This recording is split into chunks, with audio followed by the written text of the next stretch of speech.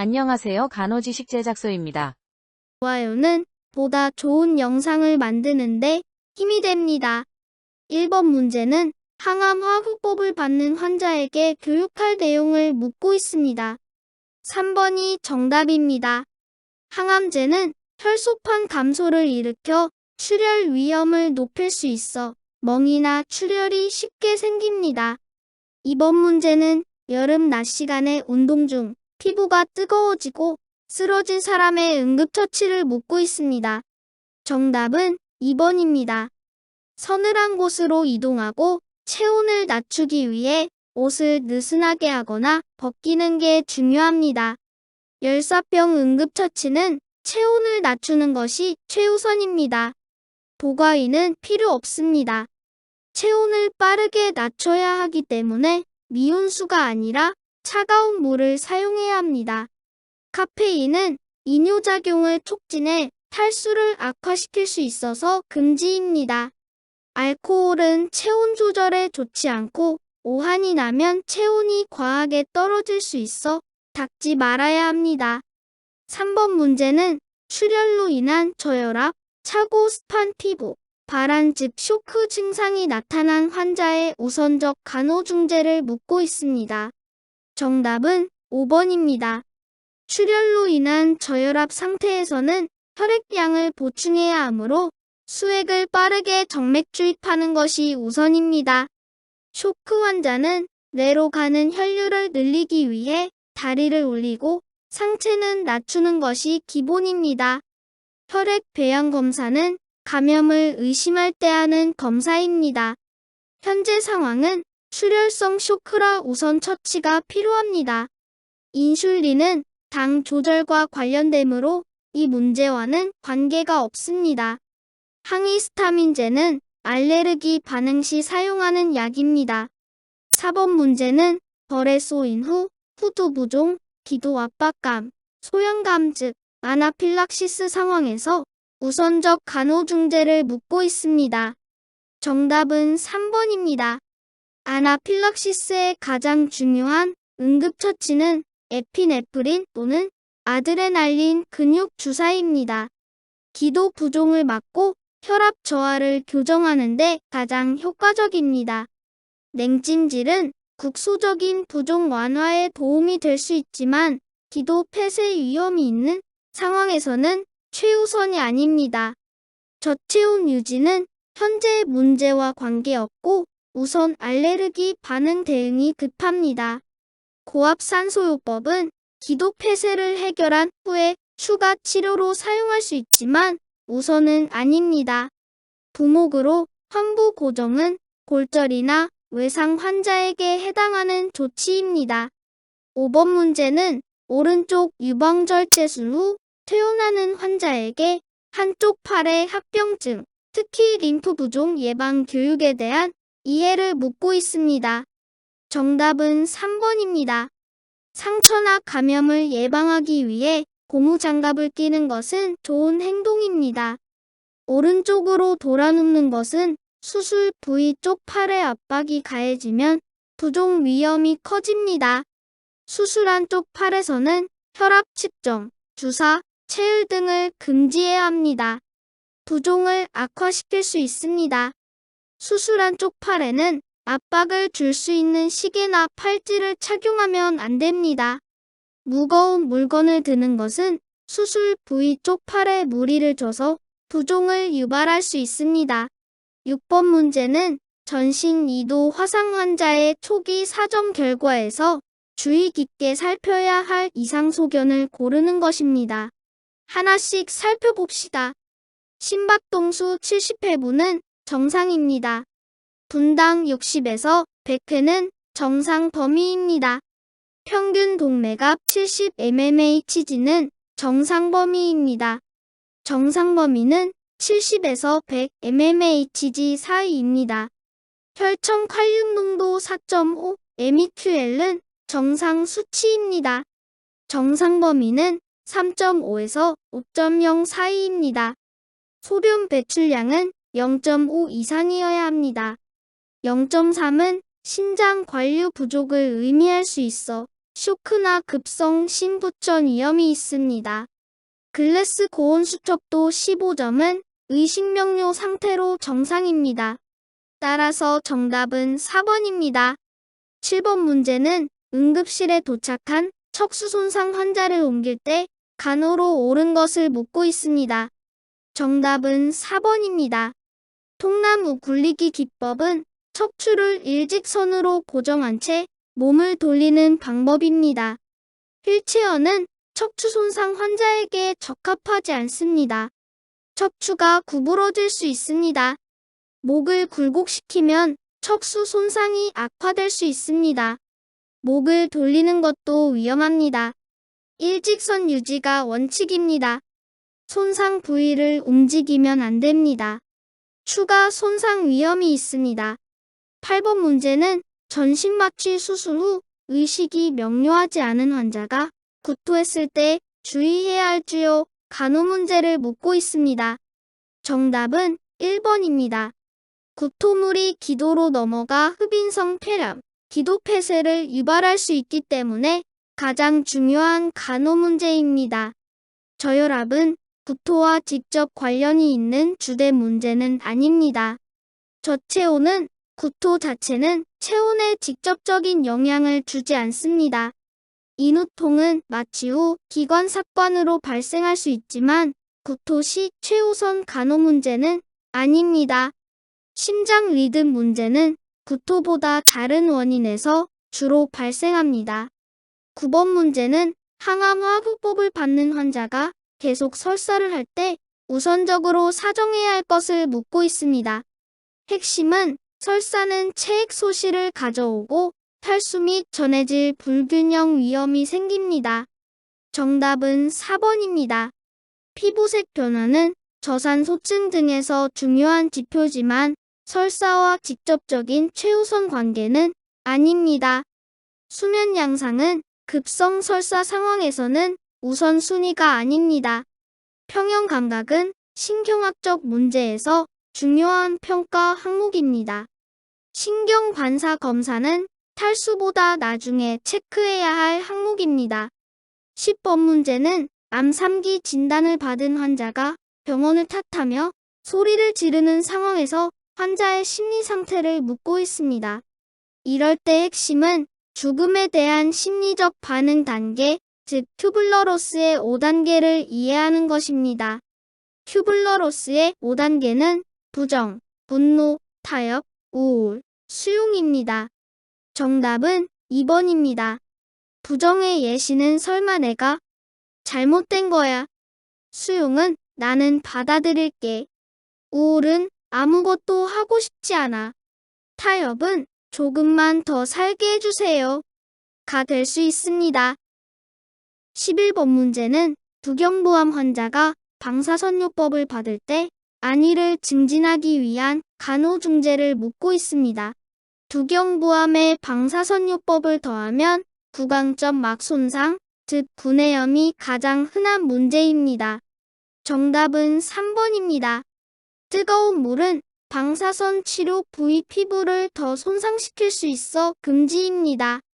신음식은 구강 점막을 자극해 통증을 유발할 수 있습니다. 방사선 치료 중에는 감염 위험이 있어 공공 수영장 이용은 피해야 합니다. 방사선 치료 부위는 햇빛 노출을 피해야 합니다. 추가 손상 우려가 있습니다. 12번 문제는 위장관 출혈 징후를 묻고 있습니다. 정답은 3번입니다. CBC를 통해 헤모글로빈, 헤마토크릿 수치를 확인하여 출혈 정도를 평가할 수 있습니다. 요검사, 혈액 배양 검사 등은 응급출혈과는 무관합니다. 13번 문제는 소화궤양 합병증 중 천궁 발생 시 나타나는 특징적인 임상 증상을 묻고 있습니다. 천궁이란 위나 장에 구멍이 뚫려 내용물이 복강 내로 새어나가는 응급 상황입니다. 천궁이 발생하면 바로 극심한 상복부 통증, 복부 강직, 반사성 쇼크, 즉 저혈압과 빈맥이 나타납니다. 정답은 5번입니다. 천궁 시에는 섬액이 아니라 빈맥이 흔합니다. 피로는 만성질환의 흔한 증상이지 천공의 급성 징후는 아닙니다. 삼킴 장애는 식도 문제에 관련 있고 천공과는 무관합니다. 체중 감소는 만성 궤양 등에서 나타날 수 있지만 급성 천공과는 관련 없습니다. 14번 문제는 식도암 환자의 수술 직후 합병증을 예방하기 위한 간호중재를 묻고 있습니다. 정답은 1번입니다. 구강위생을 유지해 감염을 예방하고 분비물로 인한 흡인을 막을 수 있습니다. 수술 직후에는 경구 섭취를 금합니다. 식도 봉합 부위 보호가 필요합니다. 차가운 물을 마시는 것은 절대 안 됩니다. 수술 부위 회복 전에는 물도 금지입니다. 심호흡과 기침을 장려해야 폐렴 예방이 됩니다. 상체를 약간 높여야 흡인을 예방할 수 있습니다. 바로 눕는 것은 위험합니다. 15번 문제는 위식도형 유병 환자가 가슴앓이, 윤학통, 자결감을 호소할 때 어떤 중재가 필요한지를 묻고 있습니다. 정답은 4번입니다. 위산 분비를 억제하는 양성 자통포억 제제는 GERD의 약물 치료입니다. 일반적으로 경구 식사를 할 수 있습니다. 경장 영양이 필요 없습니다. 발살바 조작은 복압을 높여 오히려 역류를 악화시킬 수 있습니다. 취침 직전 음식 섭취는 역류를 악화시키기 때문에 피해야 합니다. 식후 바로 눕는 것은 역류를 악화시키므로 피해야 하고 상체를 약간 올린 자세가 권장됩니다. 16번 문제는 급성 담낭염과 총담관 폐쇄가 동반된 환자의 상태에서 예상되는 혈액검사 결과를 묻고 있습니다. 정답은 3번입니다. 당관이 막히면 총 빌리루빈 수치가 상승해 황달이 생깁니다. 담낭염으로 오히려 백혈구는 증가할 가능성이 높습니다. 혈소파는 담관 폐쇄와 직접적인 관련은 없습니다. 폐쇄성 황달에서는 오히려 ALP 증가가 특징입니다. CKMB는 심근경색과 관련된 지표입니다. 17번 문제는 B형 간염 바이러스 혈청검사 결과를 보고 현재 상태를 해석하는 것을 묻고 있습니다. 정답은 1번입니다. 감염이 해결됐으면 HBsAg는 음성, anti-HBs는 양성이어야 합니다. 예방접종 후는 HBsAg 음성, anti-HBs 양성이어야 합니다. 자연 감염 후 회복되었으면 HBsAg는 음성입니다. 18번 문제는 간경화증 환자의 사정 결과를 보고 나타날 수 있는 임상 증상을 고르는 문제입니다. 정답은 1번입니다.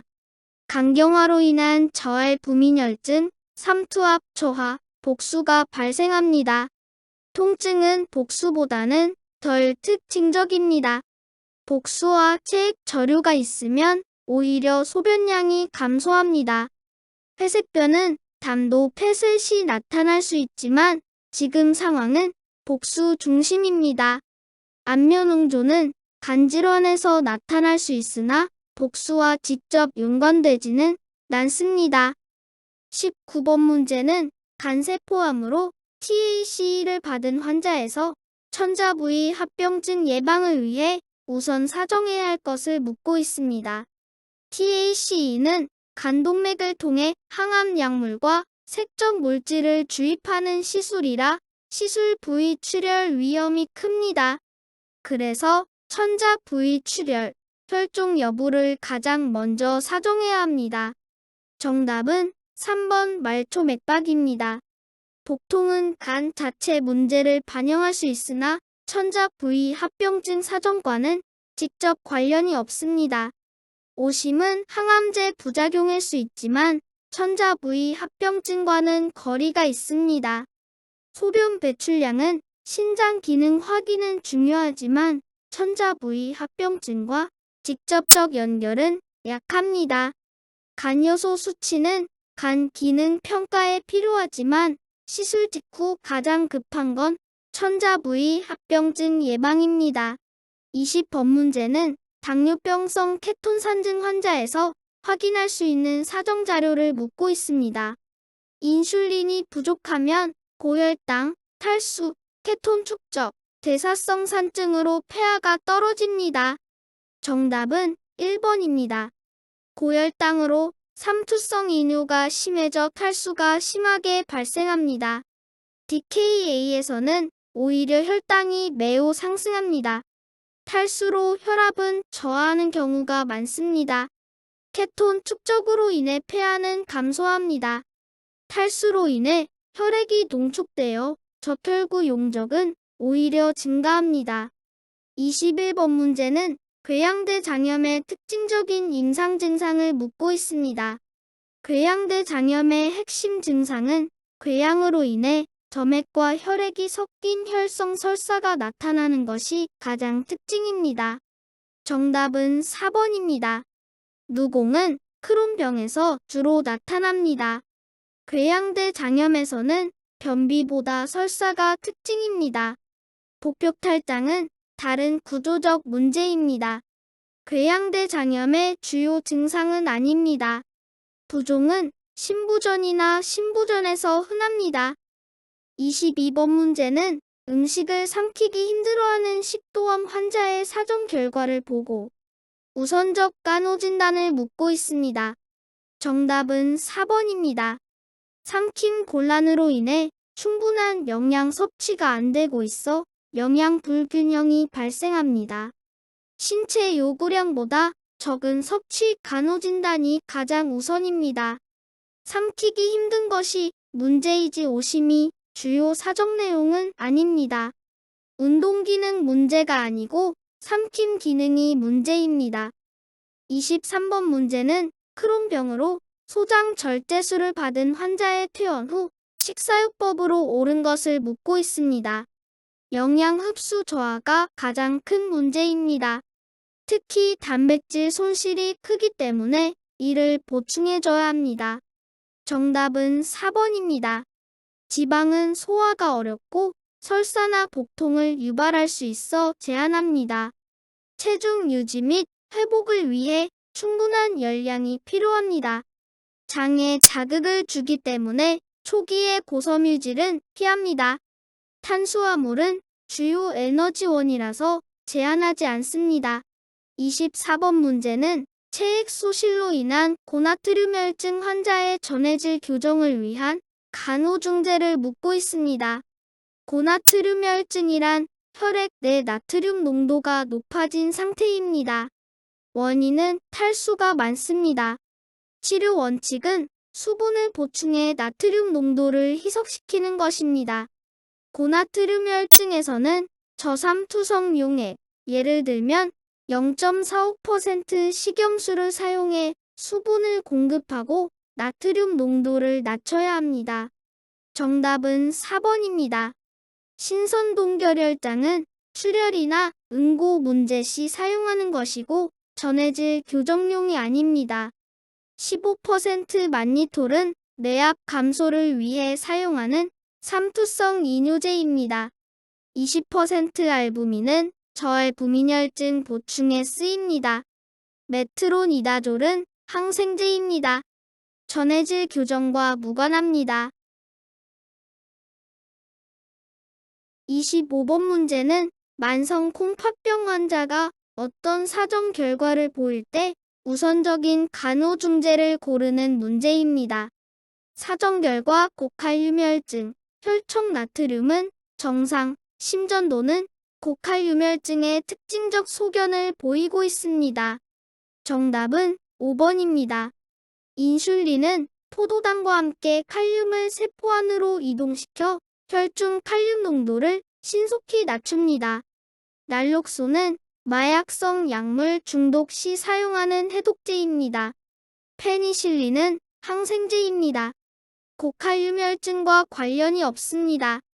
나툴로스는 간성혼수 예방용 약물입니다. 칼륨 조절과 무관합니다. 염화칼륨은 칼륨을 더 추가하는 것이므로 절대 투여하면 안 됩니다. 26번 문제는 급성 신우신염으로 진단받은 20대 여성 환자가 퇴원 교육을 잘 이해했는지 확인하는 문제입니다.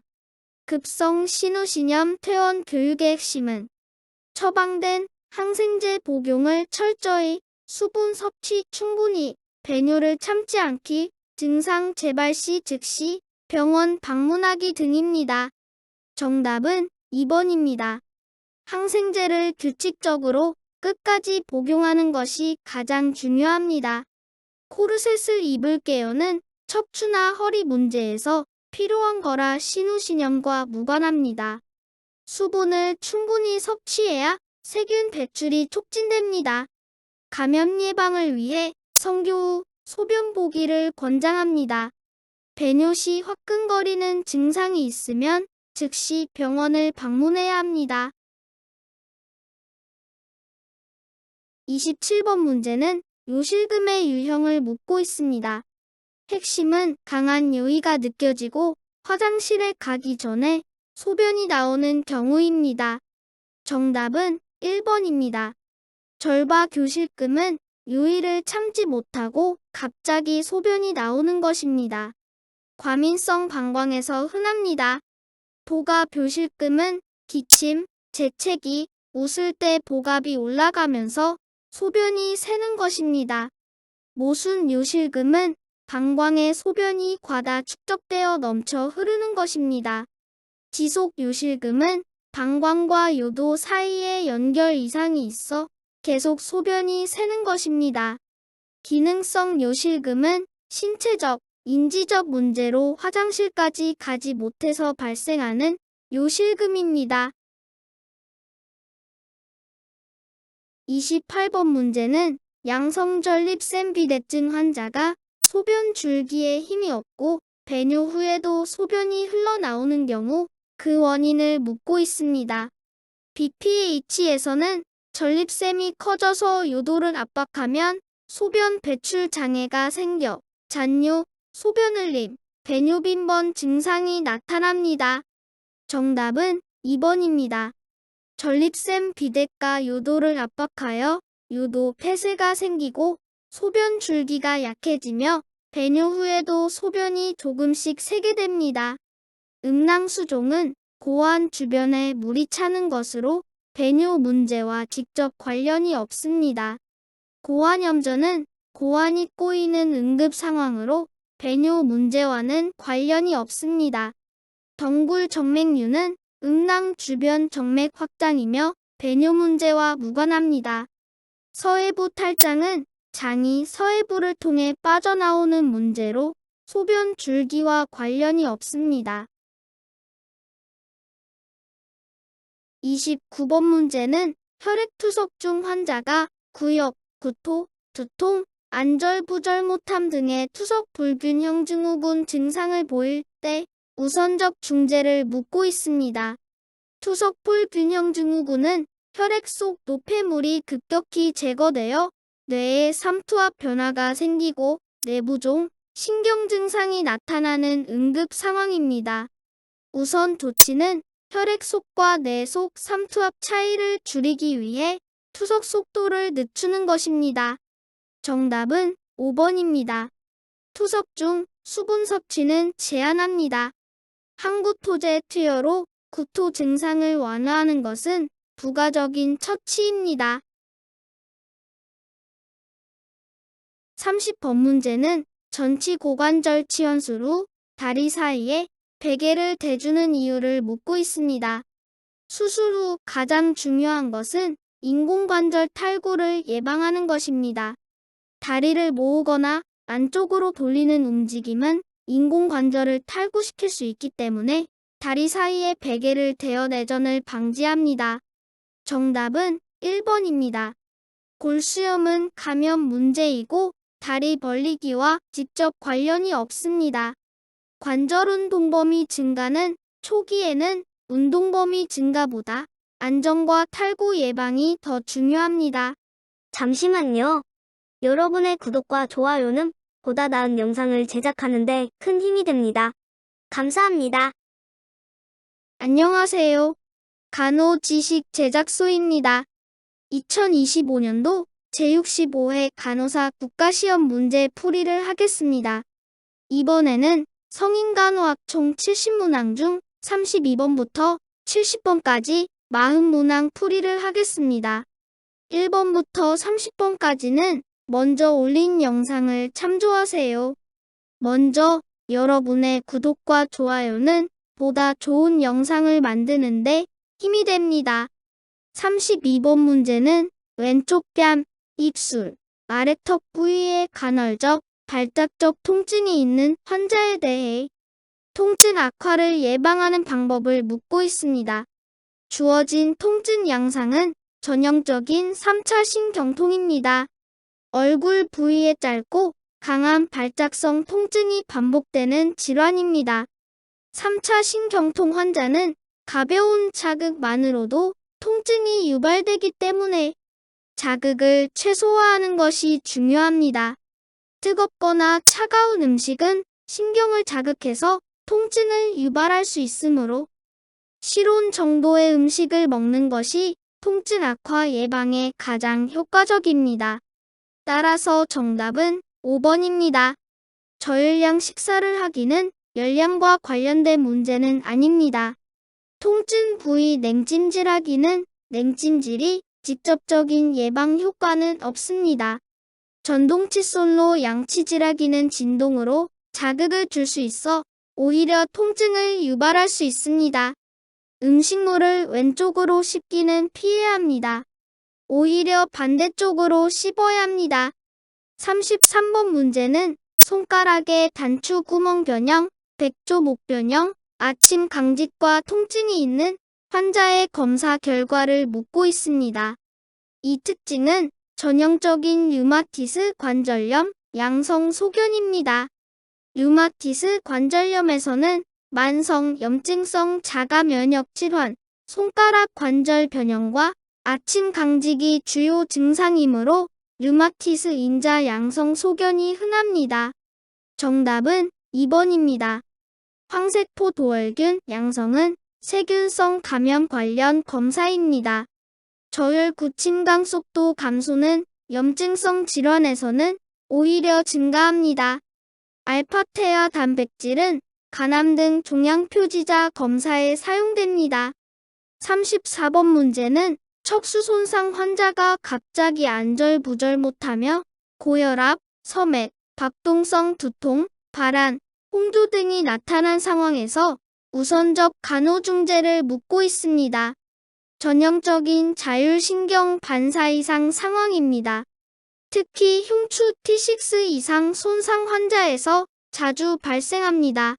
자율신경 반사 이상 시 응급관리는 즉시 상체를 세워서 혈압을 낮춥니다. 하지 상승은 금지합니다.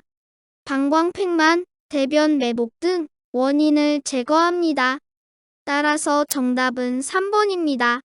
이제 선택지를 보면 수액 주입은 혈압이 이미 높은 상황에서 위험합니다. 하지를 올리면 혈압이 더 올라갑니다.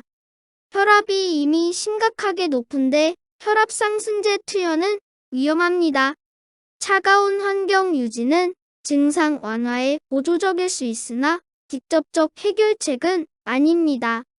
35번 문제는 뇌졸중으로 재활 중인 편마비 환자가 음식을 잘 삼키지 못하고 자주 살에 드는 경우 어떤 간호중재를 해야 하는지를 묻고 있습니다.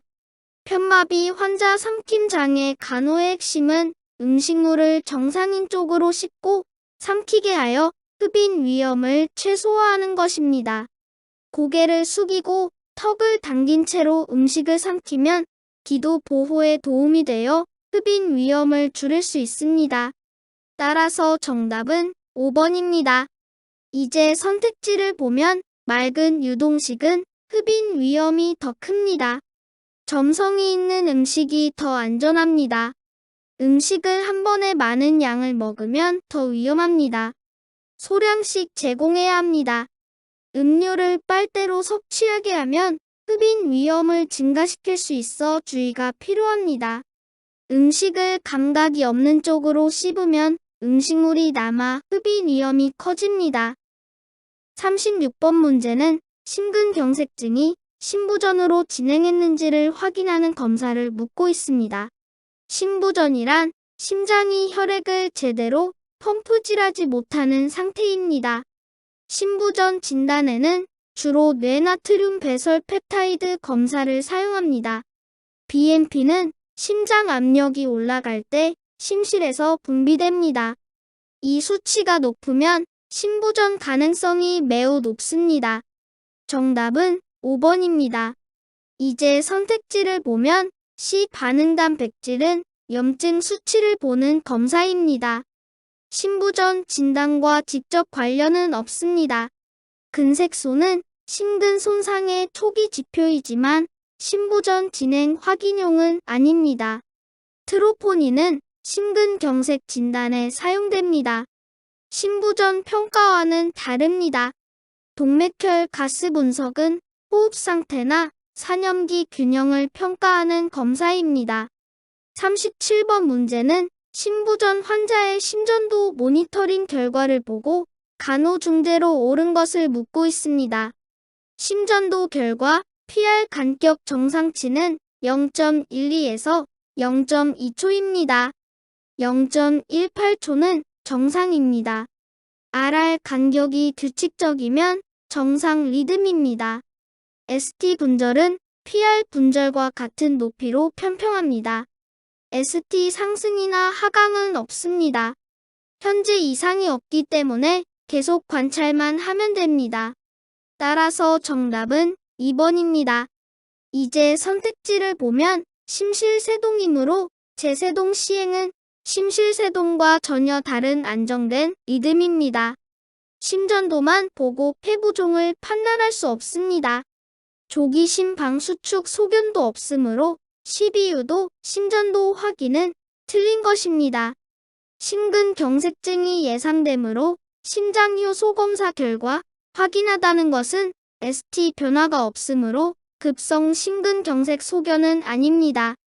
38번 문제는 중환자실에 입원한 환자의 검사 결과를 보고 우선적인 간호진단을 묻고 있습니다.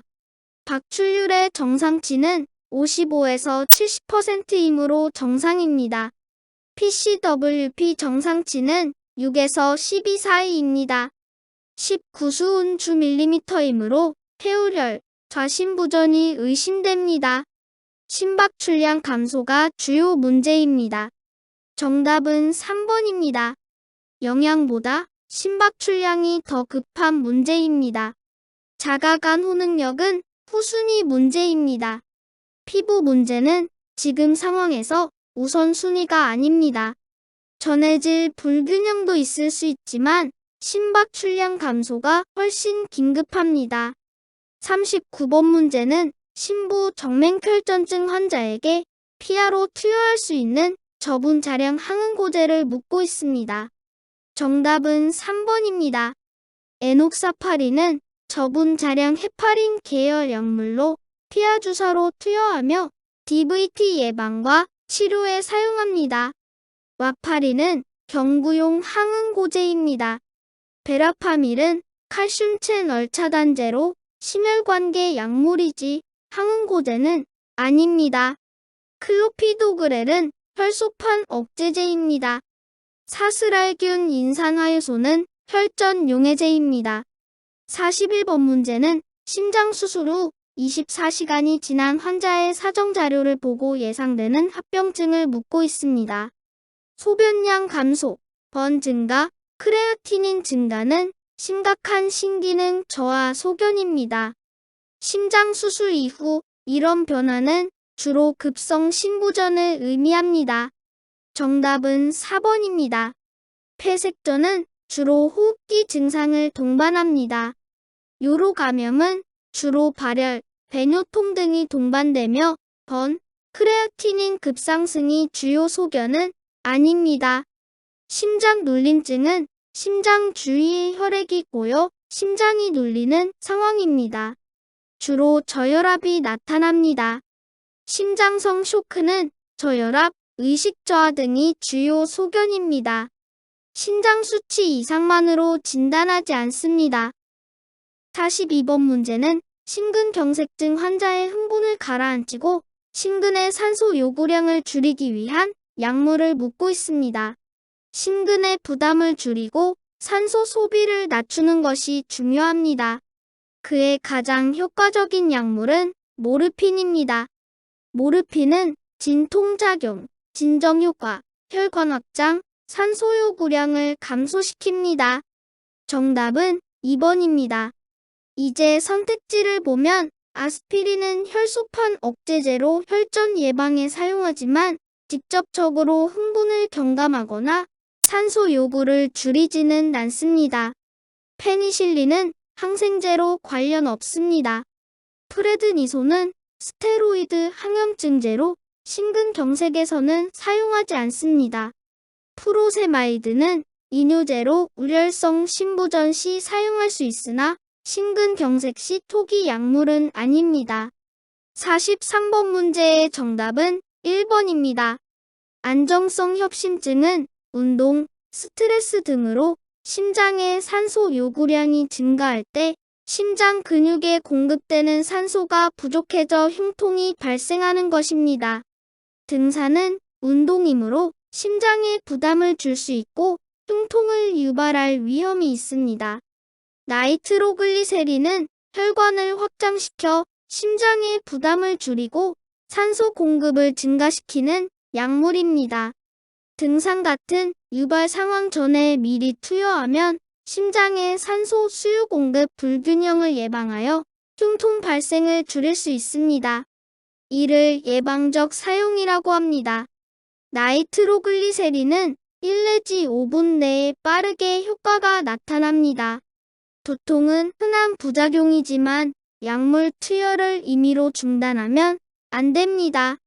44번 문제는 다리를 걷다 보면 아프다가 쉬면 괜찮아지고 점점 악화되는 증상을 보고 예상되는 사정 자료를 묻고 있습니다. 이건 전형적인 간헐적 파행 증상입니다. 말초동맥 질환의 대표적인 증상입니다. 말초동맥 질환의 특징은 하지 혈류 부족, 운동 시 산소 부족으로 인한 통증입니다.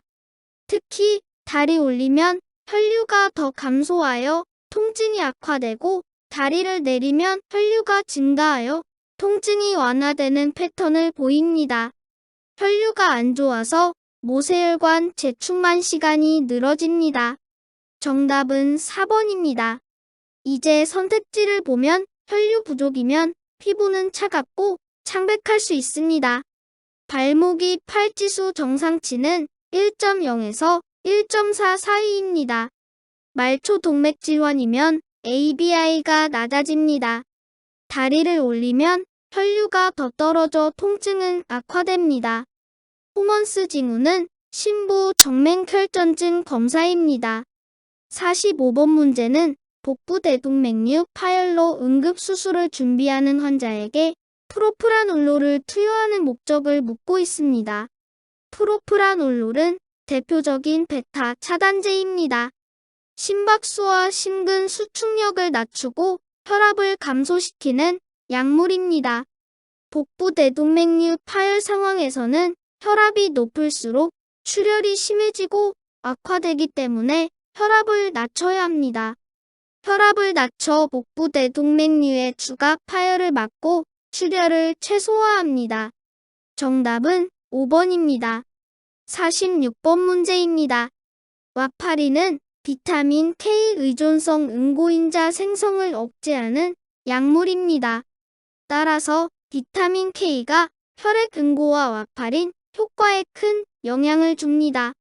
정답은 5번입니다.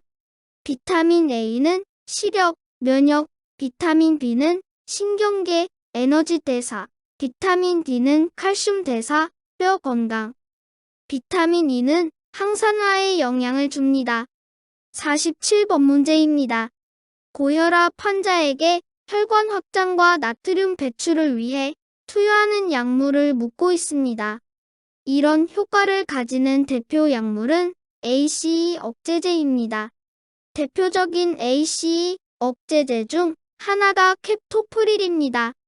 정답은 1번입니다. 시메티딘은 위산분비 억제제, H2 수용체 기량제입니다.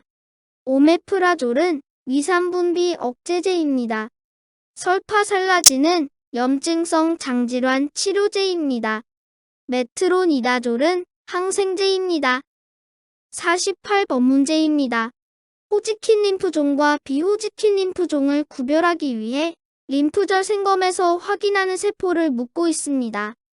호지킨 림프종의 대표적 특징은 리드슈테른베르크 세포 존재 여부입니다. 리드슈테른베르크 세포란 거대한 다액 세포, 호지킨 림프종 진단에 필수적입니다. 비호지킨 림프종에서는 이 세포가 없습니다. 정답은 5번입니다. 이제 선택지를 보면 B세포는 림프종에서 관련되긴 하지만 구별 기준이 아닙니다.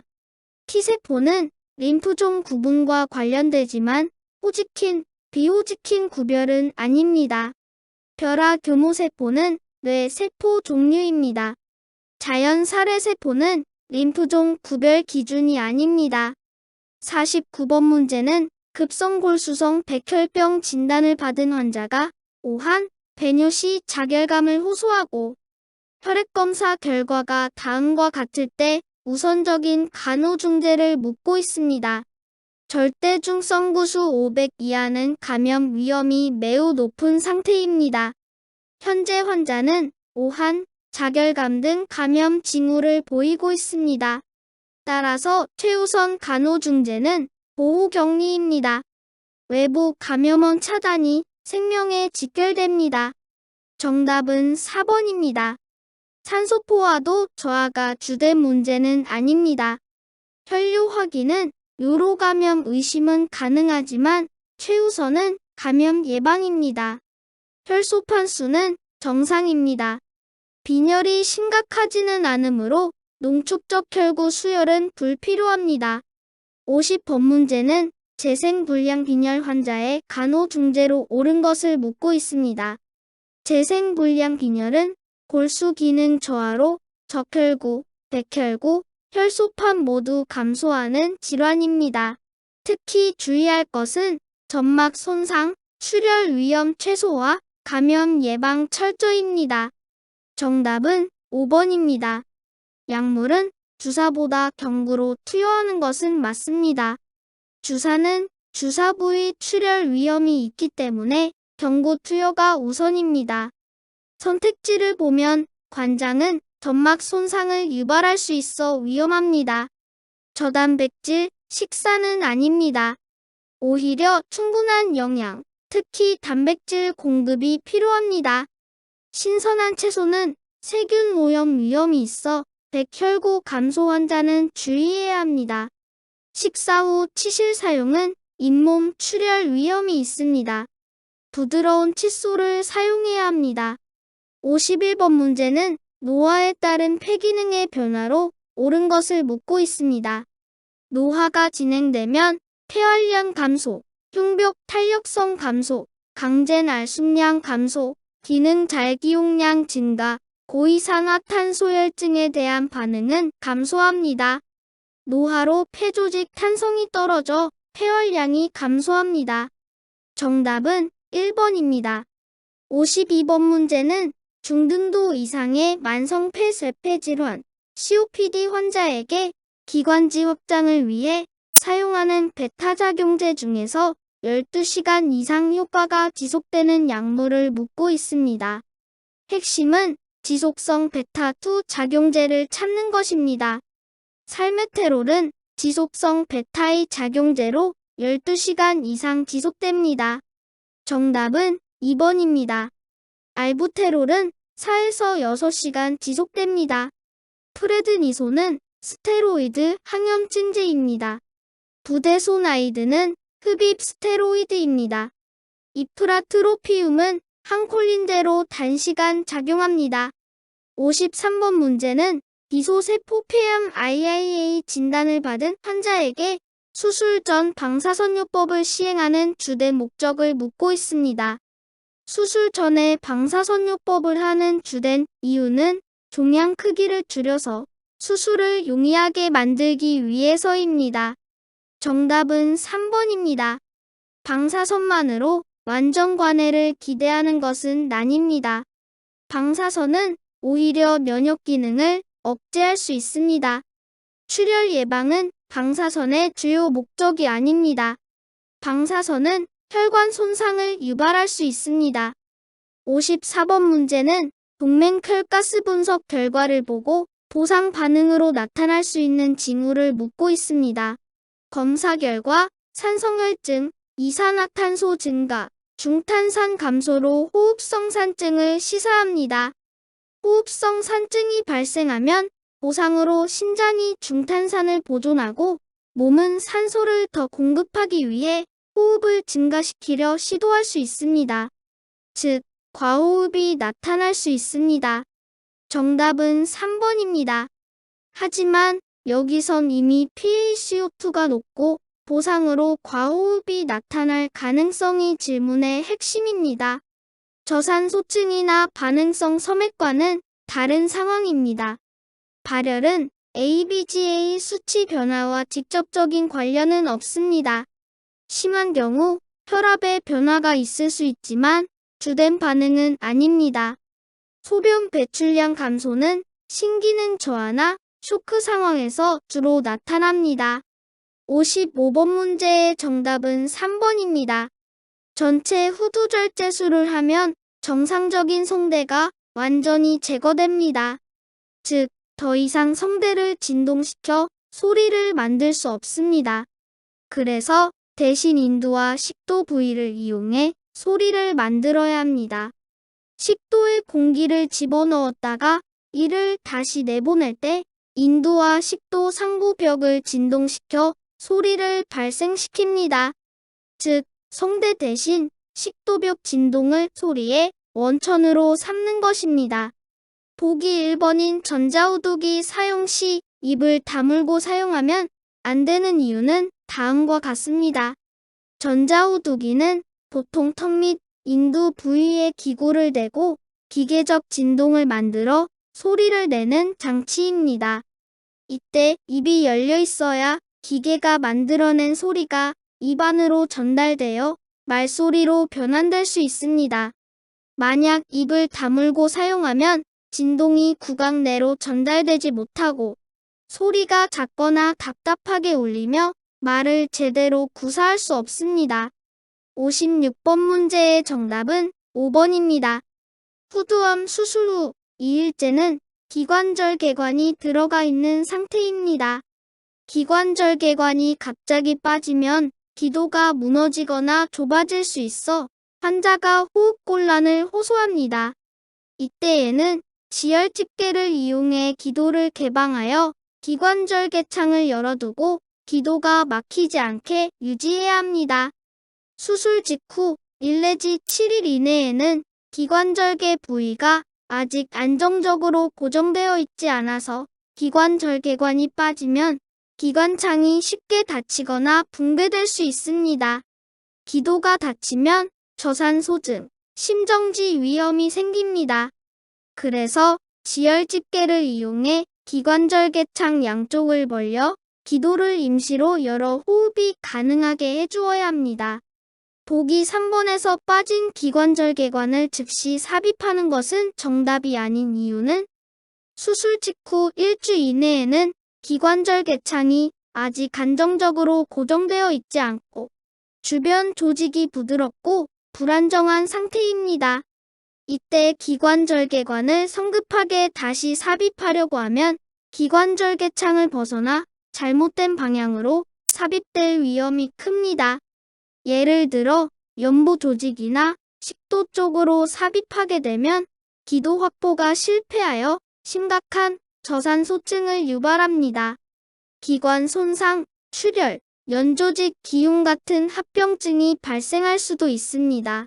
57번 문제의 정답은 2번입니다. 에탄부톨은 대표적으로 시신경염 부작용을 일으킬 수 있습니다. 시야 흐림, 색각 장애. 특히 빨간색과 녹색 구분이 어려워집니다. 그리고 시력 저하 등이 발생합니다. 따라서 에탄부토를 즉시 중단해야 합니다. 비타민 B12는 신경병증에는 도움이 되지만 시신경염에는 근본적 치료가 아닙니다. 혈중 농도 측정보다는 즉각 약물 중단이 우선입니다. 일시적 증상이 아니며 치료하지 않으면 영구적 시력 손상이 생길 수 있습니다. 물을 많이 마시는 것도 해결책이 아닙니다. 58번 문제의 정답은 1번 기도흡인입니다. 고압경보는 다음과 같은 상황에서 발생할 수 있습니다. 기도 분비물로 기도가 막혔을 때, 기관 튜브 막힘, 환자 스스로 숨을 심하게 쉴 때, 튜브 접힘이나 연결 문제입니다. 지금 문제에서는 기도에서 그르렁거리는 소리가 들리므로 기도 내 분비물 때문에 막힌 것이 가장 가능성이 높습니다. 이럴 때는 우선 기도 흡인이 필요합니다. FiO2 조정은 산소 농도 문제지 고압 문제 해결이 아닙니다. 물림보호대는 튜브를 깨물지 않게 하는 용도입니다. 지금은 막힘 해결이 급합니다. 연결 부위 확인은 튜브가 빠졌을 때 먼저 확인합니다. 커프 압력은 누기 문제일 때 조정합니다. 59번 문제의 정답은 2번입니다. 브로카 영역 손상 시에는 말의 이해는 가능하지만 말을 유창하게 하지 못하거나 발음이 어려워지는, 즉 운동성 실어증이 발생합니다. 반대로 베르니케의 영역이 손상되면 말은 유창하게 하지만 이해가 안 되는 경우입니다. 즉 감각성 실어증이 생깁니다. 부신경은 어깨목 근육 운동 조절하며 언어와 관련이 없습니다. 미주신경은 음성연화에 관여하지만 언어 이해와 직접적 관련은 적습니다. 베르니케 영역은 이해 장애가 생깁니다. 3차 신경은 얼굴 감각 및 식기 운동과 관련이 있습니다. 60번 문제의 정답은 3번 기도 유지기 삽입입니다. 혼미 상태에서는 가장 먼저 기도 확보가 최우선입니다. 호흡이 감소하면 산소 공급이 떨어지고 기도 폐쇄 위험이 커집니다. 응급처치의 기본 원칙인 ABC, AOA, 브리싱, 서큘레이션 중 AOA가 가장 먼저입니다. 쇼크 체위 유지는 혈압 문제일 때 적용합니다. 욕창 위험 사정은 의식 저하 환자에겐 필요하지만 우선순위는 아닙니다. 수동 관절 운동 제공은 재활중재로 지금 상황과 맞지 않습니다. 폴리도뇨관 삽입은 배뇨 관리입니다. 61번 문제의 정답은 5번입니다. 두부 손상 후 코귀에서 맑은 액체가 나오면 뇌척수액 누출을 의심해야 합니다. 뇌척수액이 코나 귀를 통해 새어 나오는 경우 이를 구분하기 위해 포도당 검사를 합니다. 뇌척수액은 혈액과 달리 포도당이 포함되어 있습니다. 뇌파 검사는 뇌의 정기적 활동 검사입니다. 신부권 반사는 신경 반사 평가입니다. 머리 X선은 골절 확인에 적용합니다. 혈액 배양 검사는 감염 검사입니다. 62번 문제의 정답은 4번 항혈소 판재입니다. 뇌경색은 뇌혈관이 막혀서 발생하는 질환입니다. 재발을 막으려면 혈액이 더 응고되게 해서 다시 막히는 것을 방지해야 합니다. 아스피린, 클로피도그렐과 같은 항혈소 판재는 혈전 생성을 억제하여 재발 방지합니다. 진정제는 불안 완화용입니다. 혈전 용해제는 급성기 치료제로 발생 직후 사용합니다. 재발 예방과는 다릅니다. 삼투이뇨제는 뇌압 상승 시 사용, 재발 예방 목적은 아닙니다. 저장성 식염수는 탈수나 전하트륨혈증 교정에 사용합니다. 63번 문제의 정답은 2번입니다. 두개내압 상승의 대표적인 임상 징후는 쿠싱 반응입니다. 고혈압, 점액, 호흡 불규칙 등입니다. 특히 맥박 느림은 두개내압 상승의 강력한 신호입니다. 체온 36.6도씨는 정상 체온입니다. 동공 크기 좌우 3mm는 정상 동공 크기입니다. 이완기 혈압 90mm는 살짝 높지만 결정적 소견은 아닙니다. 수축기 혈압 125mm는 정상 범위입니다. 65번 문제의 정답은 4번입니다.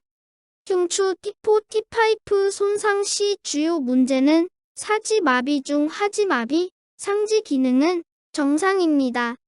CADI면 팔은 대부분 정상입니다. 호흡 기능은 비교적 유지되나 흉부 근육 일부가 약화됩니다. 배뇨, 배변 조절 기능 장애가 발생하고 자율신경계에 문제가 발생합니다. 보행은 불가능하고 걷기 위해서는 보조기구나 특수 재활치료가 필요합니다. 따라서 휠체어 이동은 가능합니다. 상지 기능이 정상이므로 팔의 힘으로 수동 휠체어를 직접 조작할 수 있습니다. 특별한 보조 장치 없이 휠체어를 능동적으로 사용할 수 있습니다. 운전, 성생활은 하지마비로 불가능합니다. 66번 문제의 정답은 3번입니다. 프리징 게이트는 파킨슨병 환자가 걷다가 갑자기 발이 바닥에 붙은 것처럼 멈춰서는 현상을 말합니다. 흔히 코너를 돌거나 좁은 곳을 통과하거나 감정적으로 긴장했을 때 발생합니다. 환자 스스로 발이 얼어붙은 것 같다고 표현하는 경우가 많습니다. 이로 인해 넘어짐 위험이 매우 높아집니다. 프리징 게이트가 있을 때 필요한 교육 내용은 다음과 같습니다. 바닥에 선을 긋거나 목표물을 설정 선을 넘으려는 행동이 프리징을 깨는 데 도움이 됩니다. 구령이나 리듬에 맞춰 하나 둘 등 리듬 자극이 걸음을 이어가는 데 도움이 됩니다. 좁은 공간이나 코너 돌 때 천천히 갑작스러운 방향 전환을 줄여야 합니다. 보기 3번에서 팔을 흔드는 동작은 상체의 운동 리듬을 만들어주고 이 리듬이 발에도 전달되어 발걸음을 떼는 동작을 유도하게 됩니다. 즉, 팔을 흔드는 것은 걷기 시작을 자연스럽게 돕는 신호가 되는 것입니다. 67번 문제의 정답은 1번입니다. 에디슨병은 코르티솔과 알도스테론 분비 저하로 인해 발생합니다. 알도스테론이 부족하면 나트륨 손실, 탈수, 저혈압이 나타납니다. 코르티솔이 부족하면 저혈당과 무기력증이 나타납니다. 환자가 구토를 하면 수분 손실과 전해질 부족이 악화되어 체액 부족 위험이 커집니다. 분비물 정체와 가스 교환 장애는 호흡기 문제입니다. 고혈당과 신체적 외상 위험은 해당 없습니다. 에디슨병은 저혈당이 문제입니다. 대사율 증가와 대사증후군 위험도 관계없습니다. 대사율은 낮아집니다. 부신 수질 문제와 혈당 수치 불안정은 부신 문제이지만 수질은 아닙니다. 68번 문제의 정답은 2번입니다. 부갑상샘 항진증은 부갑상샘 호르몬이 과다하여 고칼슘혈증을 유발합니다. 고칼슘혈증은 근육 약화, 신장 결석, 장응 감소, 심부검 반사 감소, 신경근 흥분성 저하를 유발합니다. 반대로 부갑상샘 저하증은 저칼슘혈증을 유발하여 트로소 징후, 슈보스텍 징후, 경련을 일으킵니다.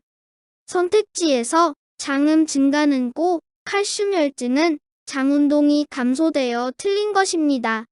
트로소 징후, 양성은 저칼슘 혈증일 때 나타나는 징후입니다. 저칼슘 혈증에서는 심전도 QT 간격이 늘어납니다. 혈청 칼슘 7.5 mgdl은 정상보다 낮은 수치로 저칼슘 혈증 소견입니다. 69번 문제입니다. SIDH에서는 항이뇨 호르몬 과다 분비로 인해 수분이 과잉되고 혈청 나트륨이 희석되어 저나트륨 혈증이 발생합니다. 혈청 나트륨이 115 mg/L이면 매우 위험한 상태입니다. 이럴 때는 혼동, 경련, 혼수 등 신경학적 문제가 발생하므로 신경학적 증상 관찰이 최우선입니다. 저나트륨 혈증은 뇌부종과 연관됩니다. 정답은 5번입니다. 저나트륨 상태에서는 신체 활동은 제한해야 합니다. 수분 섭취도 제한해야 합니다. 밝은 환경 조성은 필요한 간호지만 우선순위가 아닙니다. 저장성 수액을 공급하면 더 악화됩니다. 마지막 문제입니다. 70번 문제는 녹내장 수술 후 산동제와 축동제를 교대로 투여하는 이유를 묻고 있습니다. 녹내장 수술 후에는 눈 안에 홍채와 점방각이 서로 들러붙는 것을 막아야 합니다. 산동제는 동공을 확장시키고 축동제는 동공을 수축시킵니다. 이 둘을 교대로 사용하여 안구 후방과 전방의 유착을 방지하는 것이 목적입니다. 정답은 4번입니다. 추가로 녹내장 수술 후 간호는 눈 압력 상승 주의, 체위는 머리를 약간 높이고 무거운 물건 들기나 과도한 힘주기를 금지합니다. 선택지를 살펴보면 동공이완은 산동제의 효과지만 목적은 아닙니다. 황반 변성 예방은 녹내장 수술과 직접 관련은 없습니다. 방수 배출은 촉진해야 합니다. 안구 전방각 폐쇄를 막는 것도 중요하지만 직접적 목표는 유착 방지입니다. 이상으로 성인간호학 풀이를 마칩니다. 여러분의 구독과 좋아요는 보다 좋은 영상을 만드는 데 도움이 됩니다. 구독자가 500명이 되면 이어서 모성간호학, 아동간호학 문제풀이를 올리도록 하겠습니다. 잠시만요. 여러분의 구독과 좋아요는 보다 나은 영상을 제작하는 데 큰 힘이 됩니다. 감사합니다.